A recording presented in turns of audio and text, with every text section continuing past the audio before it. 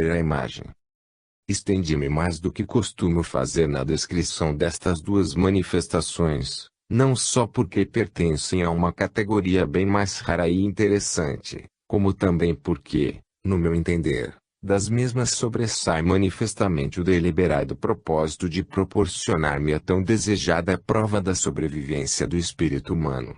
Da primeira vez fui testemunha do fenômeno, da segunda, porém, o foi a senhora, e isto quer dizer que houve dois testemunhos independentes, que assistiram ao mesmo fenômeno, com a formação do mesmo rosto de defunto, o que reforça notavelmente a prova exigida acerca da realidade objetiva do fenômeno em referência.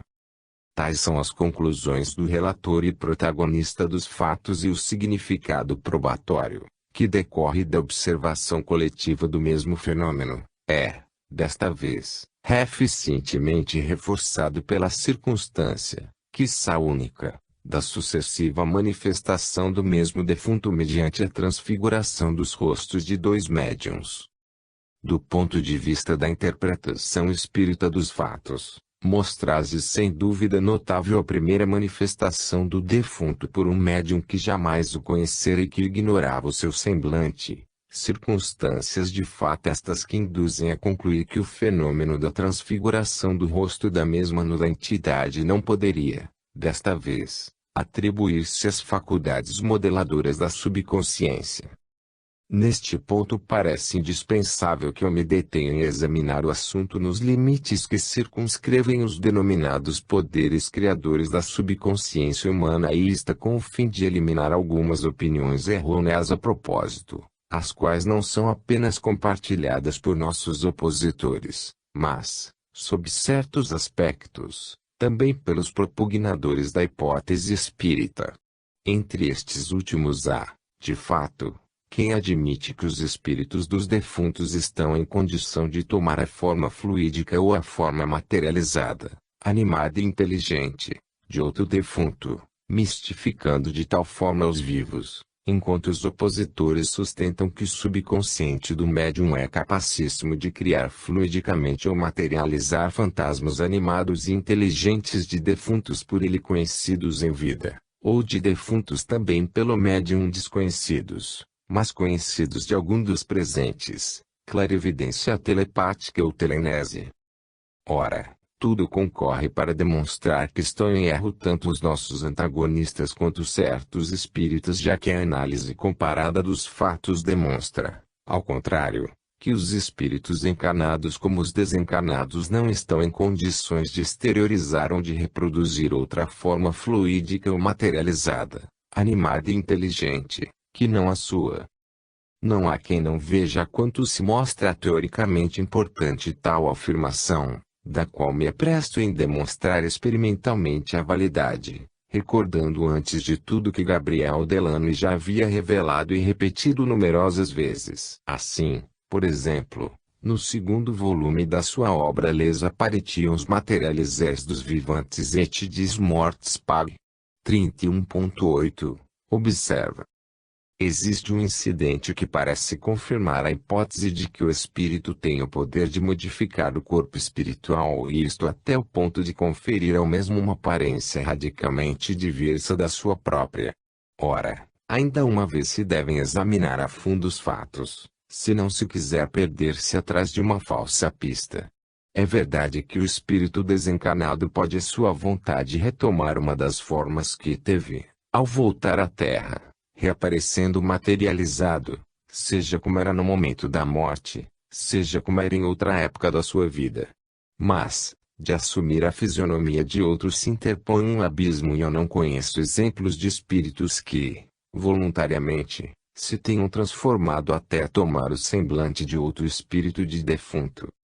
Assim falou Delane, mas, se teve a intuição da verdade, não se deteve em comentar por quais considerações científicas a afirmativa de tal verdade se mostra legitimamente válida.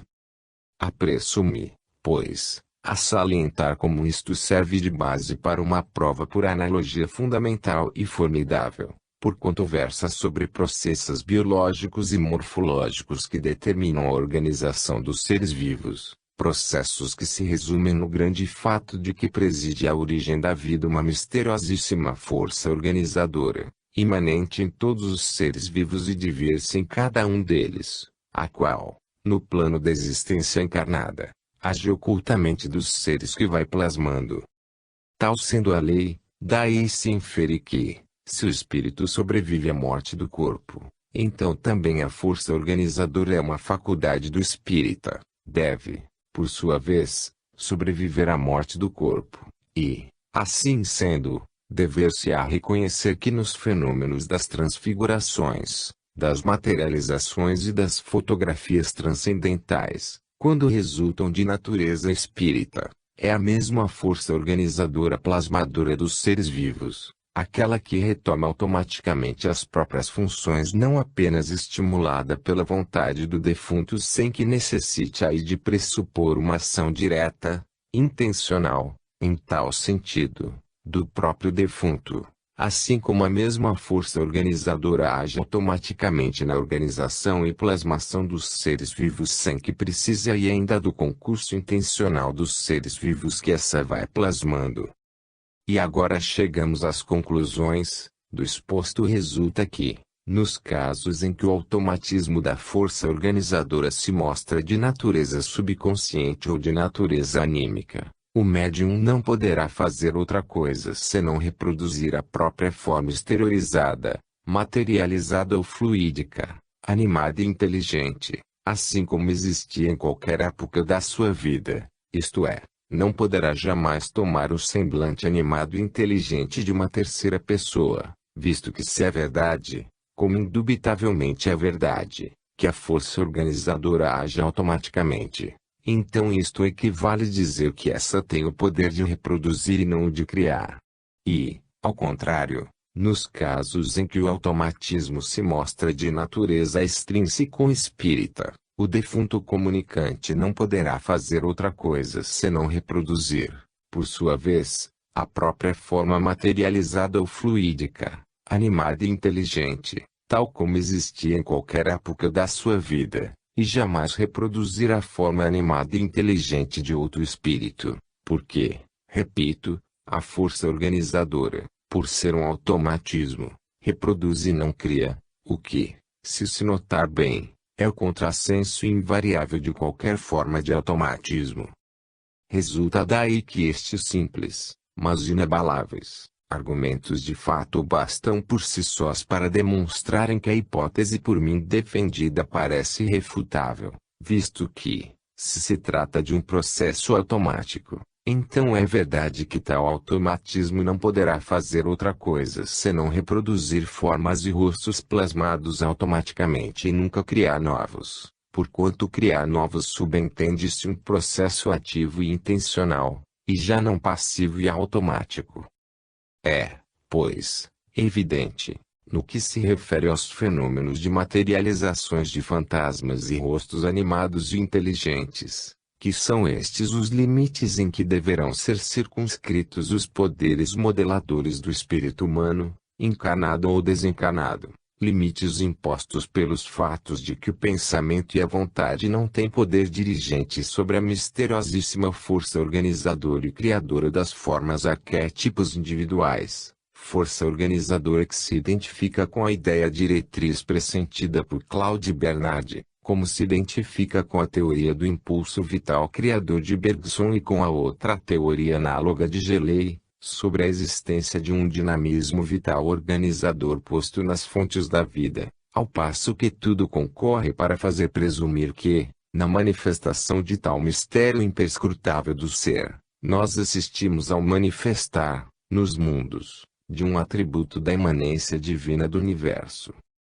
Vemos, em conclusão, que o pensamento e a vontade teriam ao contrário poder diferente no vasto campo da natureza inanimada, vale dizer, no domínio das criações puramente plásticas ou artísticas. Isto posto, e tornando aos fenômenos de transfiguração, concluiremos observando que se é verdade, como indubitavelmente é verdade, que as considerações expostas provam que os espíritos encarnados e os desencarnados não têm poder dirigente sobre a modalidade pela qual funciona automaticamente a força organizadora e plasmadora da vida nos mundos. Então, quando se obtém um rosto radicalmente diverso do semblante do médium, se deverá inferir que a forma organizadora em ação não é a do médium, mas uma outra a esse extrínseca. Caso 12. O episódio que se segue, pela excepcional modalidade de produção, é único em toda a classe dos fenômenos de transfiguração. O Sr. James Smith, de Melbourne, em um interessantíssimo opúsculo intitulado O Primeiro Became Spiritualist e Como Me Tornei Espiritualista, narra que teve o primeiro contato com a fenomenologia mediúnica graças ao auxílio de um médium de transfiguração. A propósito do que relata o seguinte. Pelo fim do ano de 1870, a curiosidade impeliu-me a procurar uma senhora idosa que residia em Charlton. Vivia em um casebre composto de 3 aposentos e tinha fama de ser um médium extraordinário. Eu esperava colhê-la em fraude, mas, pela segunda vez que a procurei, achei-me em face de uma manifestação estupefaciente. Ela era alemã e esposa de um alfaiate ambulante. Não tivera educação alguma, sua conversação era vulgar e sua personalidade destituída de qualquer atrativo. Enquanto, com os meus botões, fazia essas observações, ela caiu em transe, seu corpo foi abalado por uma sacudidela convulsiva, assaz penosa, e pouco depois, pela sua boca, se manifestou uma personalidade inteligentíssima, que não podia certamente identificar-se com a do médium. A acentuação tedesca da sua palestra desaparecera totalmente, assumira uma atitude grave e digna, a linguagem tornara-se característica e elegante, de maneira que, inesperadamente, me foi dado ouvir uma conferência interessantíssima sobre a evolução cosmogônica. E quem me falava dizia ter vivido na Terra anteriormente a qualquer aurora histórica.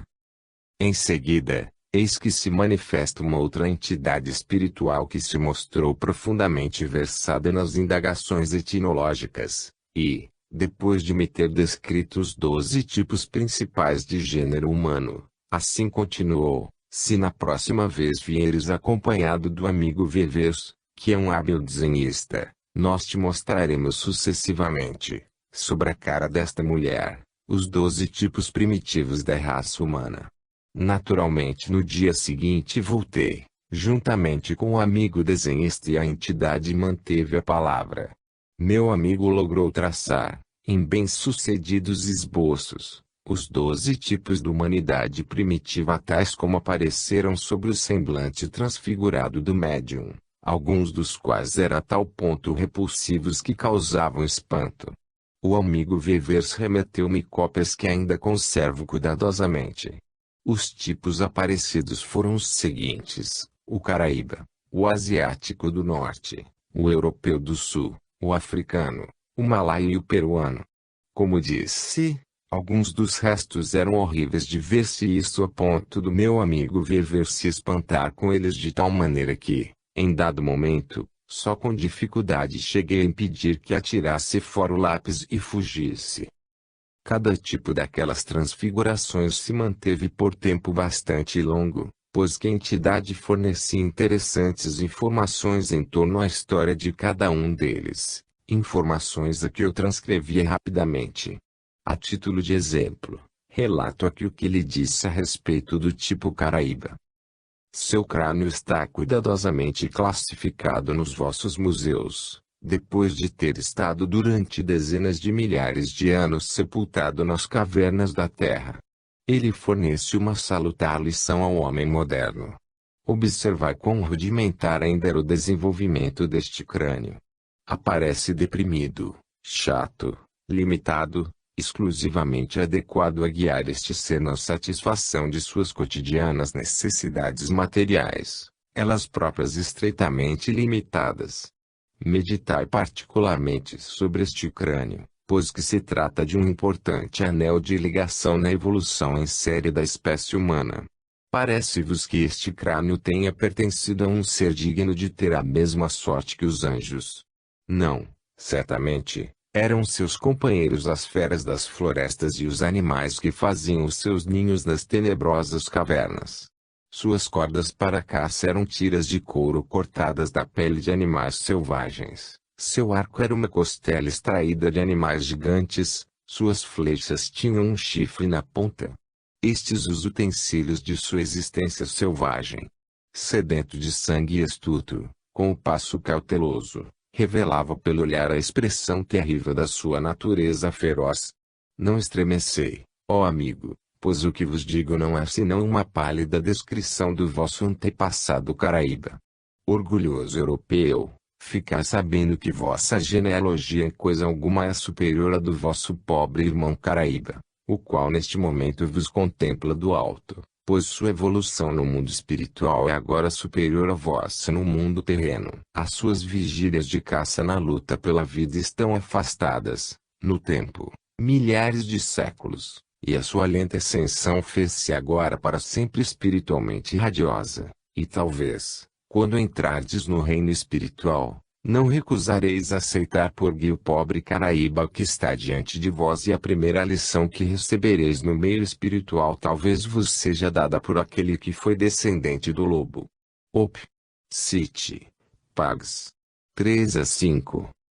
À primeira vista dir-se-ia que esta sucessão de tipos representantes das raças primitivas da humanidade consistiria em projeções intencionais, não mais automáticas, de verdadeiras máscaras plásticas, criadas para a circunstância, pela vontade da entidade comunicante, assim como as modelaria plasticamente um escultor no mundo dos vivos. Mas, se tem na devida consideração algumas palavras com que se exprime a personalidade mediúnica comunicante, então será preciso concluir que também neste caso extremo, o qual se mostra único em toda a casuística dos fenômenos em apreço, também neste caso excepcional, se encontra em ação a mesma lei, enquanto que a transfiguração do rosto do médium do pré-histórico Caraíba teria sido devido à autêntica intervenção de um espírito de Caraíba, e, assim sendo, dever-se inferir outro tanto para os demais episódios de transfiguração,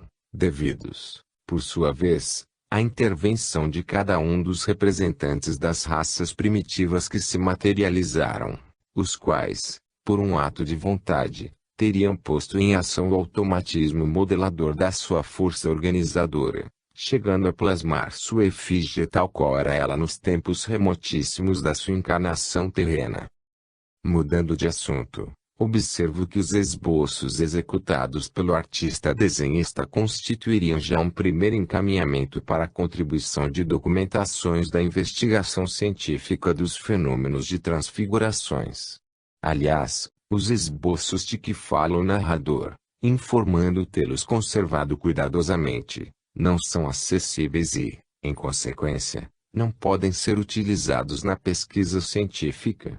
Todavia, devo informar que o professor Marco Tulio Falcomer, de Veneza, o qual há muitos anos me enviou o opúsculo de James Smith, achava-se em relações epistolares com este último e escreveu-me que o Sr. Smith publicara em fototipia, em uma revista australiana, a coleção dos desenhos em apreço, mas não me lembro do título da revista, que não era espírita e sim científica. Soube, além disso, pelo professor Falcomer que o Sr. Smith era um apaixonado cultor de pesquisas geológicas e etnológicas, o que explicaria a manifestação pela lei de afinidade, das duas entidades que lhe forneceram informes relativos às investigações que lhe eram prediletas.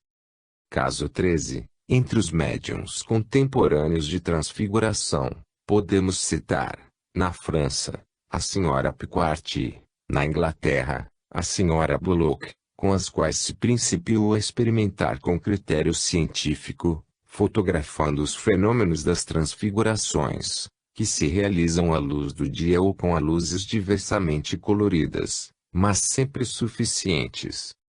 Para começar pela Sra. Piquart, observo que o Sr. Bablier, no número de maio de 1924, da Revue Scientifique et Morale du Spiritisme. expõe os métodos rigorosamente científicos com que o hipnotizador M. Piara e o Dr. Poteal, de Nice, experimentam com o referido médium.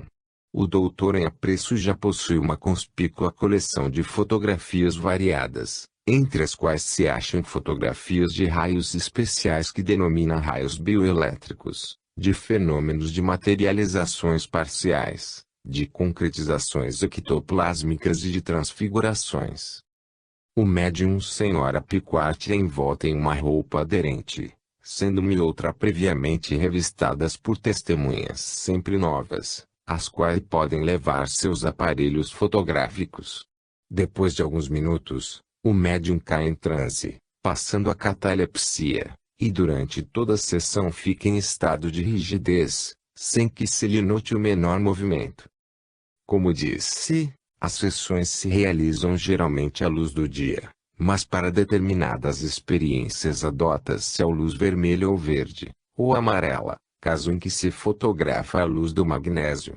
Nos casos de transfiguração, a senhora Piquart muda radicalmente de fisionomia, e quando a efígie é masculina, aparecem-lhe barba e bigodes no rosto.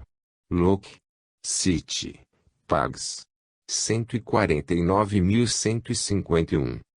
Esta, em resumo, a descrição genérica das experiências. Tiro da Lint 1927, Pag. 508, a seguinte narrativa de uma sessão com a senhora Piquart, assistida pelo Sr. Niel Goh, sessão que, entretanto, não atingiu seu pleno desenvolvimento. Cito-a porque não disponho de outra documentação a respeito e também porque tal narrativa serve para ilustrar as modalidades com que se produzem as manifestações. Relata o Sr. Niel Goh: foi com um sentimento de grata expectativa que entrei na sala das sessões, em casa da Sra. Oudot, Rue du Faubourg Montmartre, Paris, para assistir às experiências com o médium Sra. Piquart, a respeito de quem ouvira falar com admiração. E o meu interesse fora mais do que nunca estimulado pela conspícua coleção de fotografias obtidas pela Sra. Oudot, nas quais se observa o médium nas variadas transformações do seu transe, pois que a Sra. Piquart é um médium de transfiguração. A Sra. Oudot tinha me explicado que ela entrava em condições de catalepsia, durante as quais se transformava de fisionomia e, quando a efígie representava um homem, apareciam-lhes pelos no rosto. E, com efeito, várias das fotografias por mim vistas o atestavam, mostrando-se extraordinariamente interessantes.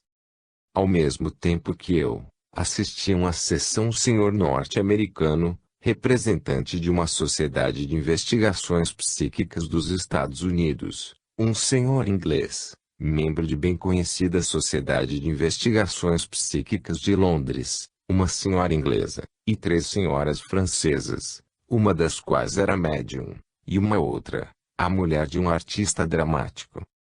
A senhora Piquart foi apresentada a nós todos.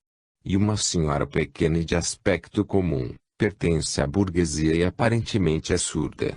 Após a apresentação, retirou-se para pôr uma vestimenta negra muito aprimorada, com um chale negro sobre as espáduas nuas. Em nossa presença, ela mesma enrolou um lenço preto em volta da cabeça e estendeu-se a comprido sobre o tapete, apoiando a cabeça em uma almofada especialmente preparada. Estava assim em plena luz do dia e nós começamos a observá-la atentamente. O médium emitiu 2 longos suspiros e logo caiu em estado de transe. Os lábios vibravam fortemente, e os olhos giravam convulsivamente nas órbitas. Depois apareceram sobre a pele do peito e da espádua esquerda largas manchas vermelhas, e seu rosto se tornou muito pálido. A Sra. Oudot levantou um braço do médium, o qual caiu pesadamente sobre o tapete, produzindo um ruído surdo. A expectativa se fazia sempre mais ansiosa. De repente a Sra. Oudot exclamou: pronto! Neste momento, o espírito entra no corpo do médium. Observamos uma mudança. As bochechas do médium tornaram-se flácidas, caídas, As narinas se dilataram, os lábios se projetaram para frente. Foi logo tomada uma fotografia da manifestação. Poucos minutos depois o médium despertou. Parecia esgotado e abatido, e foi preciso ajudá-lo a levantar-se. Urgentes negócios a liquidar impediram-me de ficar ainda aí, com pesar, fui obrigado a ir-me embora. A experiência revelou-se interessante, mas devo confessar que permaneci um tanto desapontado por não ter logrado observar o fenômeno no seu completo desenvolvimento.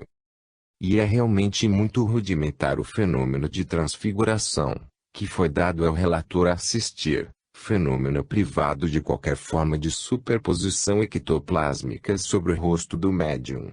Assim como se deu, a manifestação aparece como um exemplo assaz modesto de transfiguração por contração dos músculos faciais.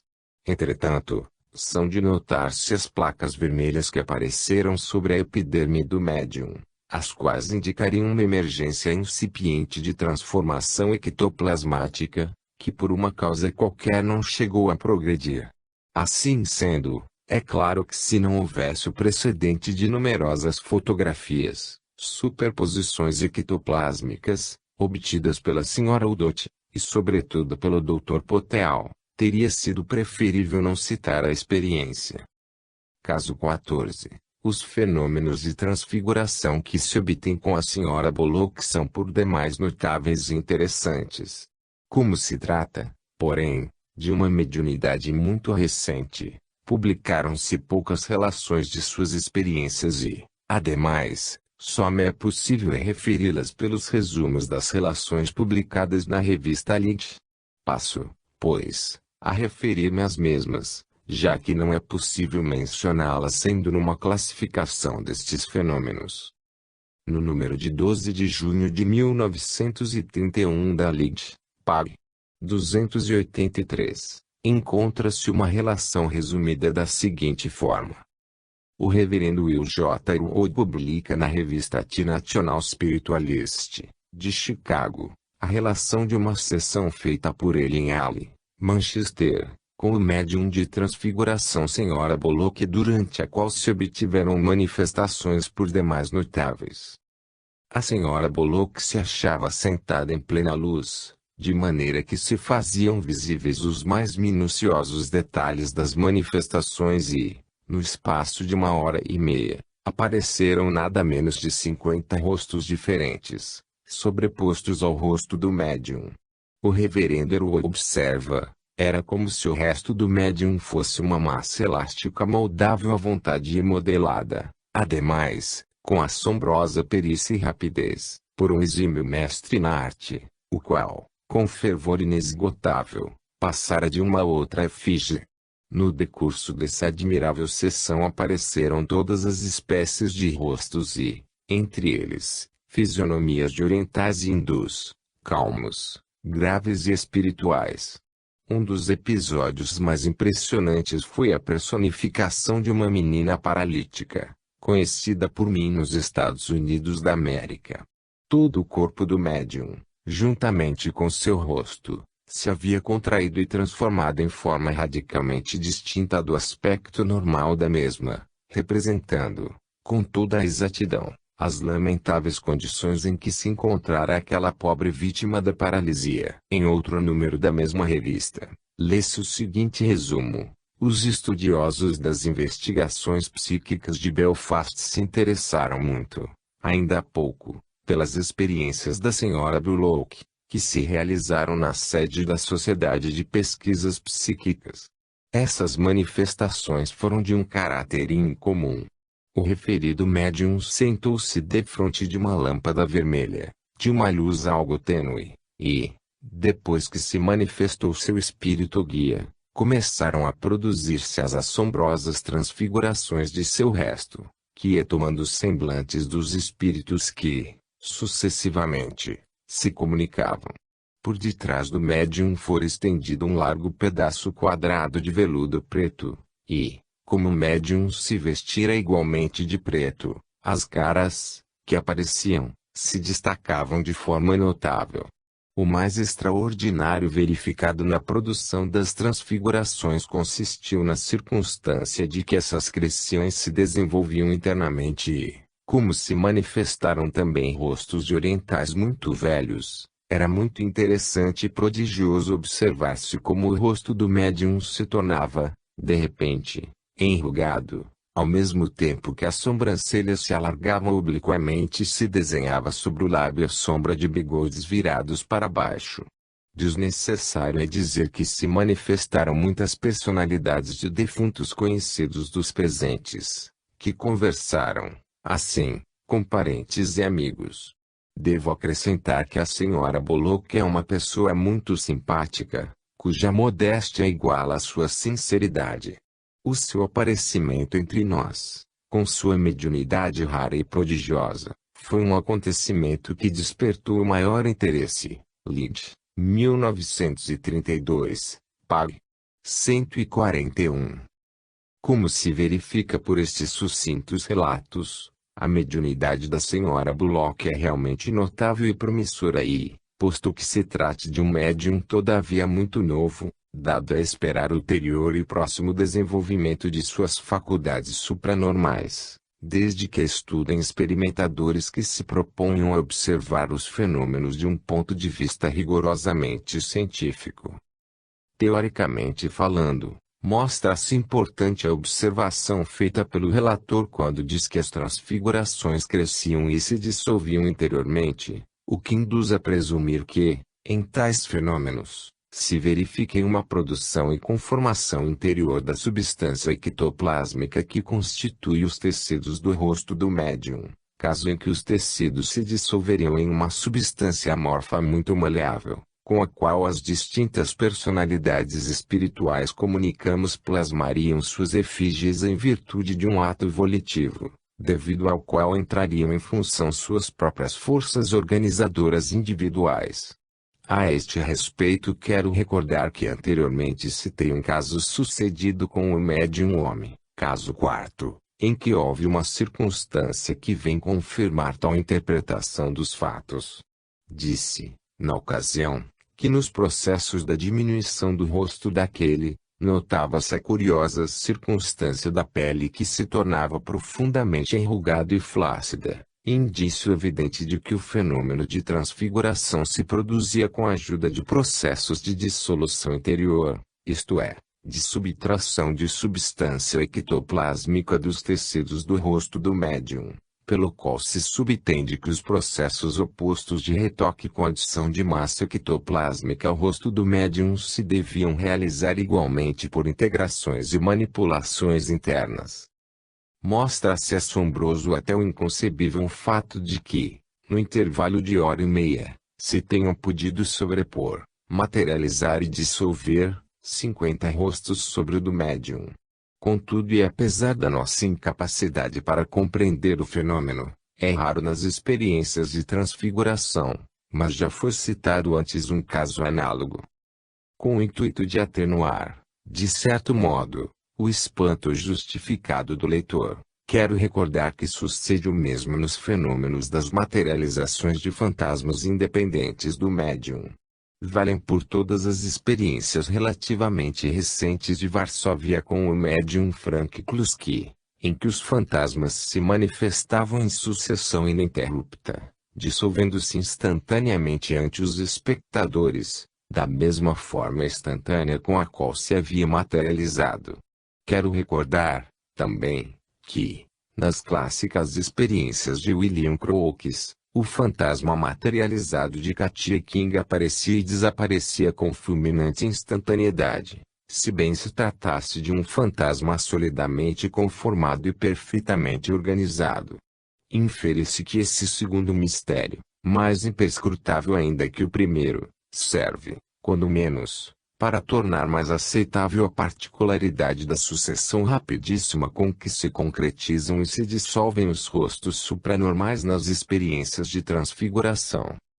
Noto, enfim, que ambos os narradores falam de manifestações de defuntos conhecidos dos experimentadores, com provas de identificação pessoal, entre as quais se mostra muito notável referida pelo reverendo Elwood, em que o médium se transfigura no rosto e no corpo, personificando uma pobre paralítica, conhecida do narrador.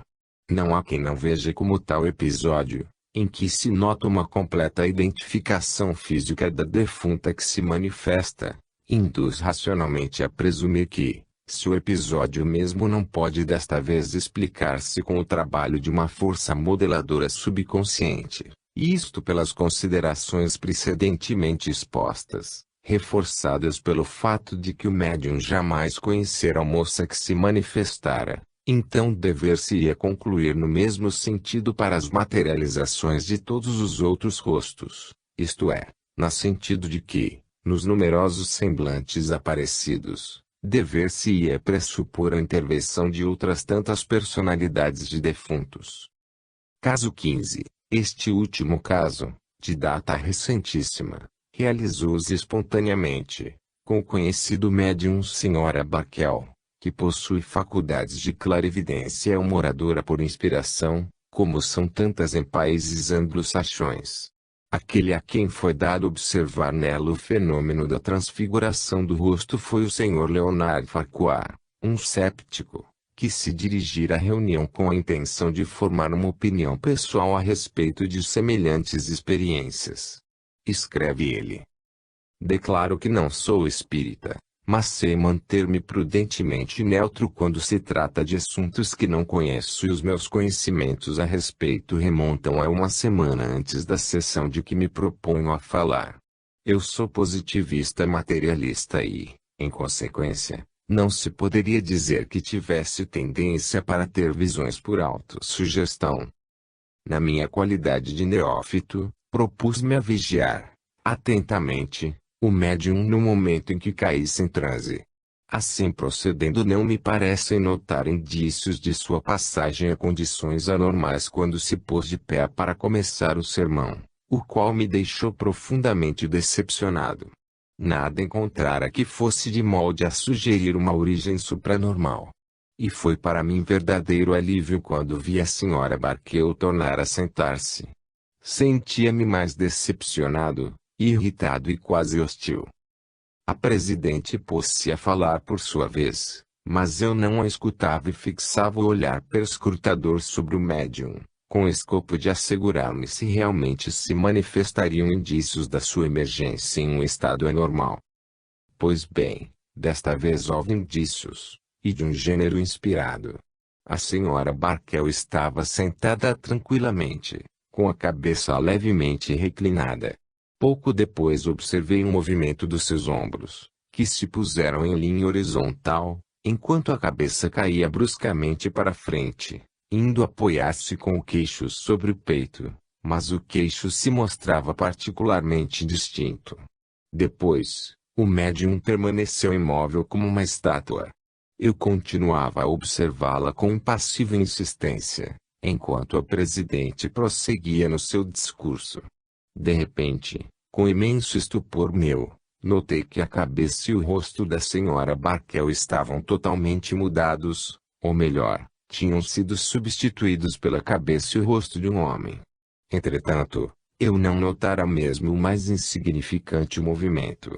Isto não impedia que, no lugar do rosto da Sra. Barkel, reclinado sobre o peito, se achasse o másculo rosto de um homem, que se sobrepusera ao primeiro, mas sem o menor movimento perceptível e apesar de redobrada atenção. Depois esfreguei os olhos e lancei rápido olhar à assembleia, para assegurar-me se alguém se apercebera do fenômeno, mas todos escutavam atentamente o discurso da presidente e ninguém prestava atenção ao médium. Voltei a contemplar o espetáculo com o mais vivo interesse. Se se tratasse de uma visão fugaz, teria acabado por dar de ombros, pensando nas estranhas ilusões que os jogos de sombra chegam a criar, mas aquele rosto de homem permaneceu diante de mim vários minutos, não apenas um instante fugacíssimo. A Sra. Barkel envergava um comprido vestido preto, ornado de um colar branco, e eu jamais esquecerei o grotesco contraste gerado pelo fato dela achar-se sentada imóvel, como morta, e com uma cabeça que não era a sua, mas a de um homem. Nesse meio tempo, o grande discurso da presidente continuava a absorver a atenção da Assembleia, enquanto a seu lado uma mulher-homem jazia enrijecida, com aspecto de morta. Procurei certificar-me se a cabeleira da senhora Barkel, que é de uma cor louro-dourada brilhantíssima, permanecera em tal qual era, mas não, ela se tornara opaca, enquanto uma boa parte da mesma desaparecera sob a máscara máscula sobreposta ao seu rosto, que, como eu disse, pousava o queixo sobre o peito do médium. Parecia a máscara de um homem que tivesse sido fulminado na própria cadeira, reclinando a cabeça sobre o peito. Desgraçadamente, eu o divisava de perfil e não conseguia estudar-lhe exatamente os traços de maneira a descrevê-los eficazmente. Do canto de onde olhava, distinguia-lhe uns 3/4, uma porção dos quais se apresentavam em ótima luz para mim, mas os traços daquele rosto não eram distintos. Também os cabelos pareciam indefinidos e não saberia descrevê-los. A parte do queixo, que se me apresentava, era imberbe e amarelada como pergaminho, mas no conjunto o rosto parecia acinzentado. Na base das faces se distinguiam rugas, que pareciam produzidas pela pressão do queixo sobre o peito. Na região das orelhas observavam-se costeletas, que se prolongavam até o queixo. O rosto do rosto era barbeado. Como disse, aquele semblante não era distinto. Não obstante, posso afirmar que se tratava do rosto de um homem maduro, mas não velho, de muito grave aspecto e aparentemente morto.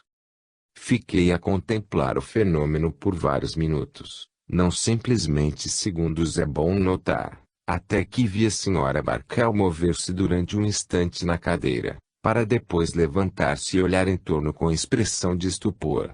Voltar a si, com transformação instantânea, e os seus cabelos de ouro brilhavam novamente à luz.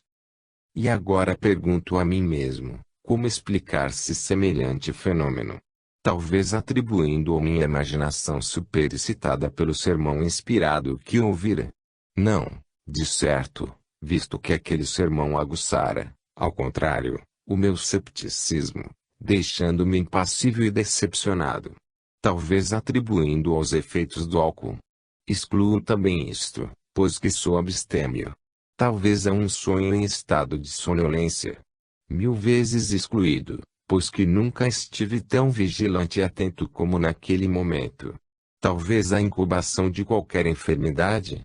Excluído, pois que continuo a gozar perfeita saúde do corpo e do espírito.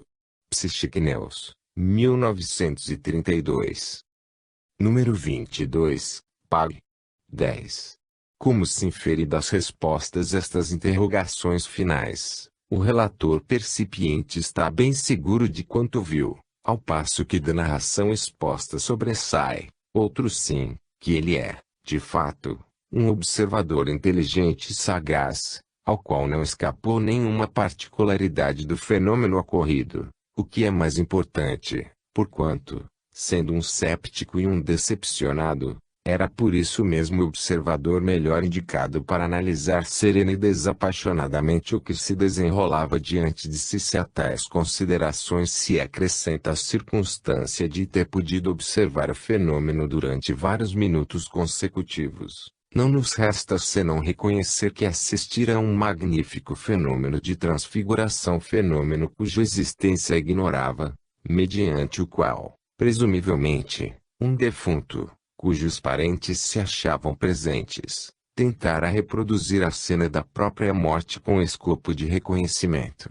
É, pois, bem deplorável que o discurso da presidente tivesse impedido os assistentes de prestar atenção ao que se passava, espontaneamente, diante deles. No que se refere à classificação das manifestações, tudo concorre para demonstrar que se tratava de um fenômeno de transfiguração verdadeiro, porquanto se notaram na mesma alguns sinais de adição ectoplásmica sobre o rosto do médium, tais como as costeletas que, partindo das orelhas, se prolongavam até ao queixo do rosto másculo que se veio sobrepor ao outro, feminino. Acrescente-se que o fato do percipiente insistir sobre a aparência indistinta dos traços daquele rosto tende a reforçar a mesma tese, porquanto se deveria presumir que os traços indistintos derivassem de uma produção imperfeita da materialização, o que equivale a admitir a existência de um processo de exteriorização ectoplásmica. Observo que o percipiente teve a impressão de que o fenômeno consistisse em uma máscara de ectoplasma concretizada, não se sabe como, sobre o rosto do médium, e tal observação adquire valor teórico pelo fato de quem assim se exprime é um profano, absolutamente ignorante da técnica dos fenômenos a que assistiu, o que leva a reconhecer que a semelhança de sua expressão com as de vários outros que assistiram a idêntico fenômeno tende a fazer presumir que, para a classe das manifestações em apreço, deva realizar-se algo de semelhante. Observo, enfim, que nas experiências mediúnicas do gênero, como também algumas vezes fora delas, veja-se o caso 5, se repete frequentemente o interessante fato da manifestação espontânea dos fenômenos de transfiguração, conquanto mais das vezes isso sucede sob a forma menos interessante da adaptação dos músculos faciais, adaptação, porém, que é muitas vezes levada a tais extremos, não realizáveis normalmente, que chega à representação de uma terceira pessoa defunta. Viu-se, ao contrário, que, no caso exposto, se bem que estivesse presente um médium dotado de faculdades supranormais diversas, o fenômeno assume valor de transfiguração ectoplásmica. Agora, assaz difícil é explicar-se tais formas de transfiguração espontânea, se não se recorrer à intervenção de uma entidade de defunto que se tivesse apoderado do organismo do sensitivo em condições de sono. Assim, por exemplo, no caso 5, em que se trata de um filho que vela o pai adormecido e vê transformar-se o seu rosto do da própria mãe, enquanto a camareira nota, espontaneamente, o mesmo fato, em um caso semelhante, o único modo de explicar o fenômeno é o de presumir que a mãe defunta, que, por várias vezes, aparecera ao marido enfermo e prestes a morrer, tenha querido manifestar-se ao filho pela única forma por que podia atingir o seu objetivo. Por outro lado, caso se quisesse explicar o fenômeno com uma hipótese naturalista, dever-se-ia admitir que a transfiguração do rosto do enfermo fosse devida à circunstância de o enfermo ter sonhado encontrar-se com a mulher defunta, o que se mostra uma hipótese literalmente gratuita e insustentável, tanto mais se considerar que, para provocar a transformação do rosto do adormecido no da pessoa sonhada, não bastou que ele a visse diante de si, e dever-se-ia afirmar que ele teria sonhado transformar-se na pessoa sonhada, o que não é, certamente, um sonho verossímil.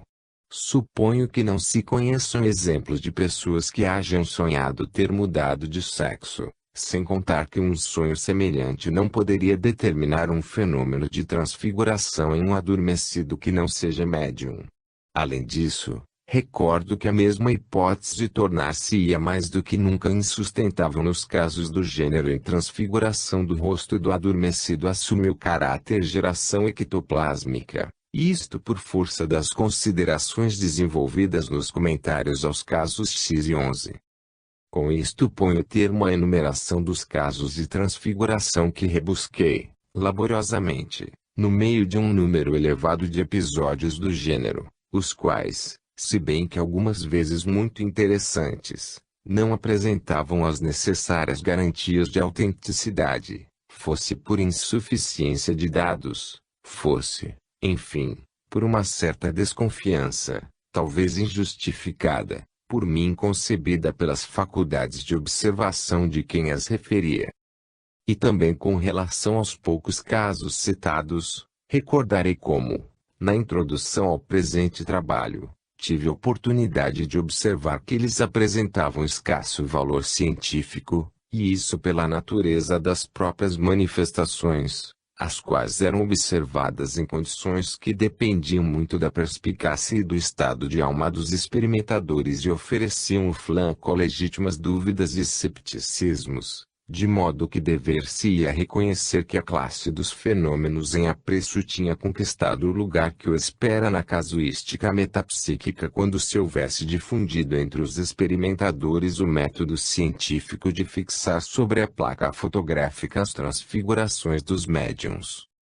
Isto posto, passo a enumerar o pouco do experimentalmente adequado que se contém nos casos relatados, notando, antes de tudo, que entre eles se notam 6 casos observados coletivamente por 2, por 5, ou por numerosos observadores, casos 5, 7, 8, 11 e 14, e que já servem para eliminar a hipótese alucinatória. Para excluir a outra hipótese, ou melhor, a outra objeção da insuficiência dos dados para a prova de que nas transfigurações intervenham elementos de integração ectoplásmica, podem aduzir-se os casos 4, 8, 21, 13, 14 e 15, em que foram observadas materializações de supercílios inexistentes sobre o rosto do médium, de bigodes e de barba aparecidos em rostos femininos, de cabelos branquíssimos em rostos juvenis de médiums, de narizes que mudaram radicalmente de forma, e de alongamentos supranormais do corpo do médium no caso de homem. Recordo, enfim, que 3 dos casos em apreço são acompanhados de documentação permanente, em um dos quais ela consiste em desenhos da realidade, tomados simultaneamente com a produção dos fenômenos, e nos outros consiste em uma copiosa coleção de fotografias.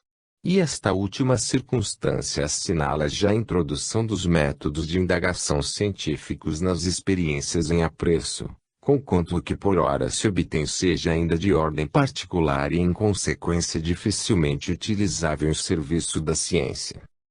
Resta-me observar que, entre os médiuns contemporâneos com os quais se obtém fenômenos de transfiguração, devem ser incluídos o médium alemão Heinrich Meuser, de Dresden, e o médium sueco Anna Rasmussen, que não citei na classificação dos casos porque não dispunha de relatos adequados para o fazer.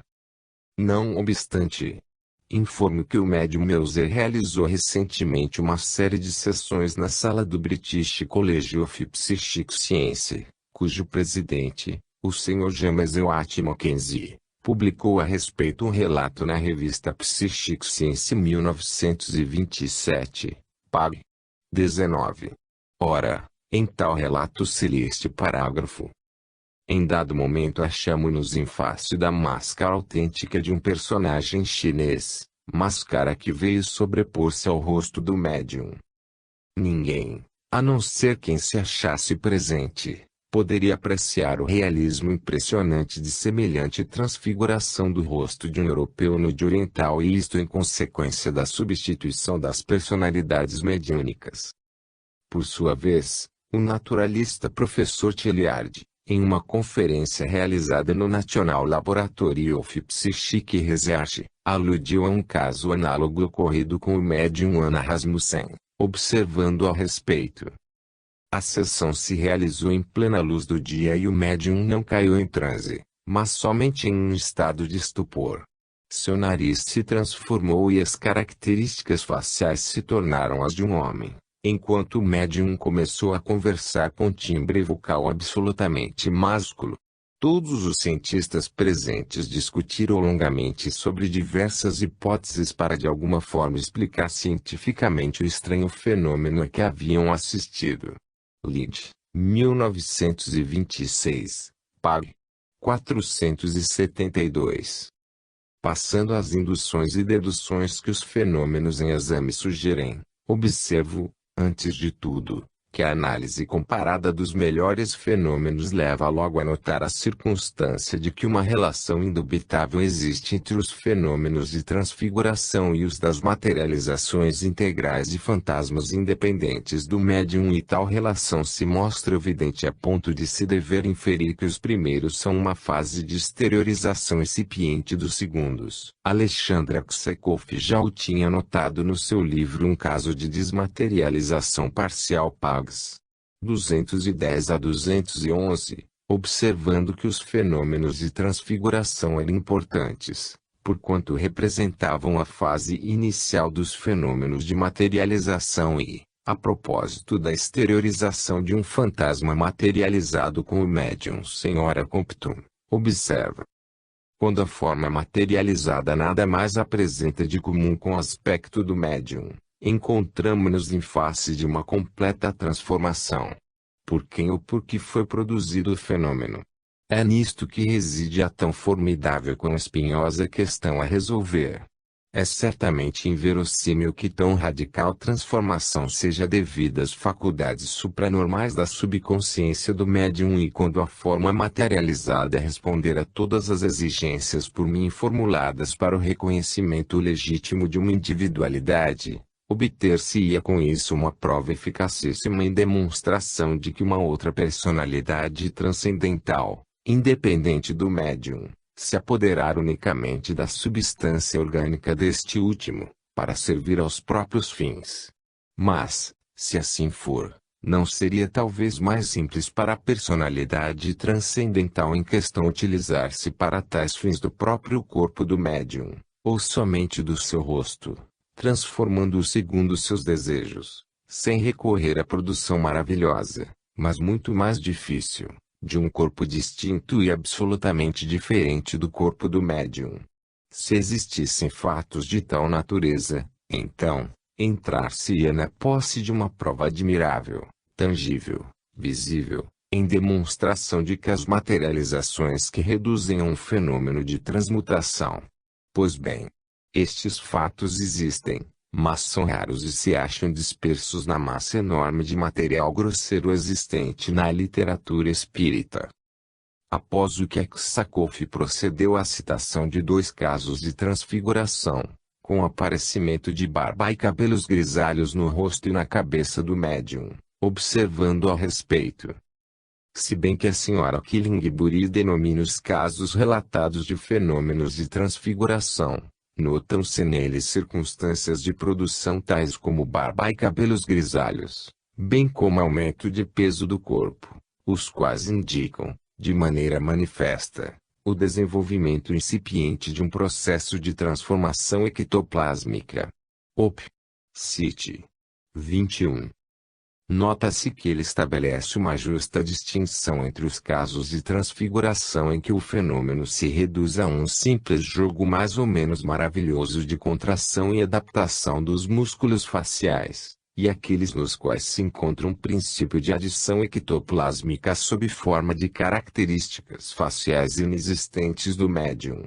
São estes os casos que ele tem em grande conta, porquanto representam o processo inicial dos fenômenos de materialização integral de fantasmas independentes do organismo do médium.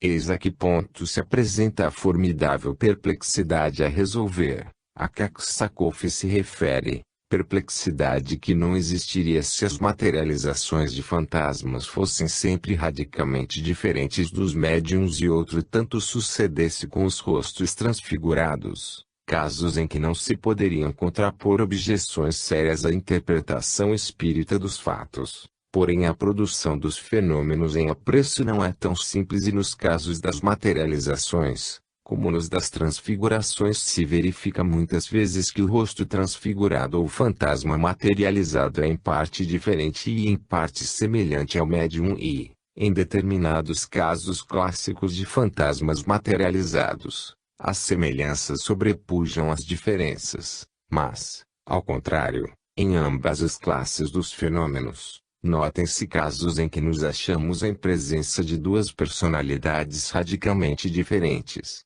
Como explicar essas circunstâncias antitéticas, tendentes a sugerir interpretações opostas? Em minha opinião, e baseado na análise comparada dos fatos, dever-se inferir que a perplexidade em apreço deriva do fato de que os fenômenos de transfiguração, mas sobretudo os fenômenos de materialização, podem realizar-se com 2 modalidades de produção notavelmente diferentes, a primeira das quais consistiria no fato de que a personalidade mediúnica não retiraria somente substância ectoplásmica ao médium, mas apossar-se-ia do seu fantasma ódico no sentido conferido ao termo pelos ocultistas, do qual se revestiria, transformando-o, mas conseguindo dificilmente dominar com a vontade a resistência passiva oposta pela força organizadora latente no próprio fantasma ódico, com a consequência de que a transfiguração ficaria sempre imperfeita, quando a segunda de tais modalidades consistiria, ao contrário, na circunstância de que a personalidade mediúnica, favorecida por condições propícias, retiraria unicamente substância ectoplásmica do médium, sem apoderar-se do seu fantasma ódico, caso em que estaria em situação de reproduzir, de modo perfeito, o próprio simulacro materializado, e isto